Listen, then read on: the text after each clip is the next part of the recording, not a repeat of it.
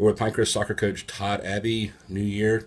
Todd back on the sidelines again for Pinecrest, and you've got a pretty talented team to work with. Yeah, a lot of the players that we're dealing with this year are returning players. We have a large senior class coming back from last year, and then we have some transfer-in players from other schools that are moving into the area, and then a very talented young group coming up as well. So.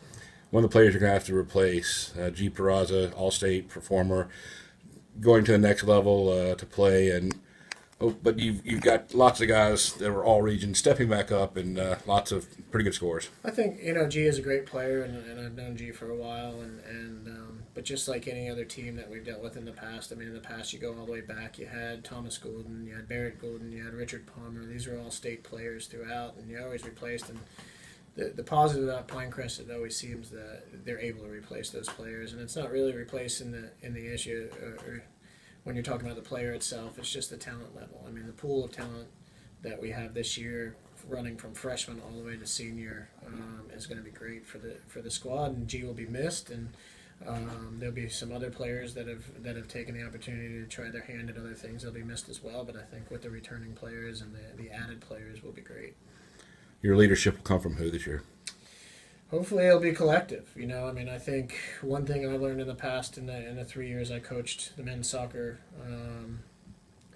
4 years ago is that the leadership has to be, it can't just be one person. It has to be a team effort. Teams win these championships. So, I'm looking to a large senior class and the respect level that they draw, and hopefully that they can put it together and come together as one. Now, as you look to some of those players, you've got some all-region performers that are back. You've got some all-conference performers as well.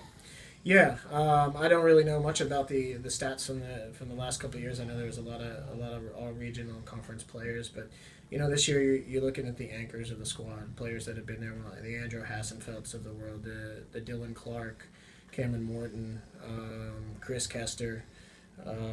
AJ Martinez, Nick Williamson. I mean, just you can go on. Grant Williamson, James Corrigan. I mean, there's just a long list of players that have been around and understand what it takes, and hopefully we can get back to where we were when I was here before. That's actually a good point. You took the team 3 years to the East Region Finals, and what's it going to take to get back there and maybe to the next goal of the state championship? I'm not sure. I mean, things have changed since I was there before. It was more geographic once you got to the state playoffs. So now I think they do a little bit more in winning percentage. And the last couple of years, I think Pinecrest was placed in the West as opposed to the East. So the road to the Final Four is a little different now. But I think with the talent we have, I mean, it's just going to take collective effort. I think the team's there. I don't do much. I sit on the sideline and smile and stuff. So it's hopefully with the team we have, they have the ability to get there. They have a lot of big game experience. They played at high levels outside high school. So I think 18, 19 players deep this year, and which is something we haven't seen in 3 or 4 years. All right, Todd, one more thing, the schedule. Saw a couple of pretty good teams, Holly Springs, East Chapel Hill also on there. Has it been finalized yet? I haven't seen a final schedule. Hopefully we do, because I think our first game's 2 weeks out. I know that we went after East Forsyth again, the team that beat us last year in the state playoffs. We do have East Chapel Hill. I think that's a rivalry we began before I was even here the first time. Holly Springs should be a good matchup. Obviously, we have our conference matches, but I always try to tend to add more games at higher levels so that we're used to what we're going in. The only problem now that I see is, Pinecrest being the level we are and the reputation that they have, it's harder to get games because state playoffs are now based on winning percentages. So teams and conferences in Raleigh and Charlotte, they tend to shy away from teams like ours because they're beating up on each other so much as is. They don't want to risk taking a loss out of conference. Good luck to you this season, Coach. Thank you.